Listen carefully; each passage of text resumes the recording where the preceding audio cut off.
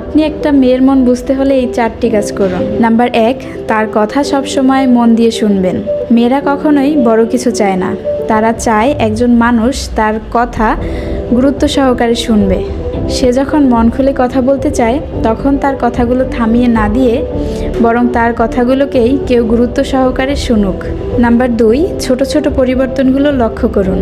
মনের অবস্থা অনেক সময় কথায় নয় বরং তার আচরণেই বোঝা যায়।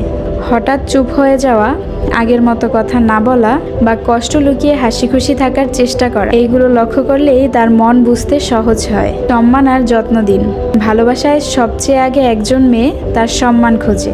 আপনি তাকে কতটুকু সম্মান করেন অথবা তার অনুভূতির মূল্য কতটুকু দেন, এটাই একটা মেয়ের জীবনে বা একটা মেয়ের মনে জায়গা করে নেয়। নাম্বার 4, কাজের মাধ্যমে বিশ্বাস দেখান। শুধু ভালোবাসি বললেই হবে না, পাশে থাকুন, খোঁজ নেন আর বিপদে তাকে সাহায্য করুন।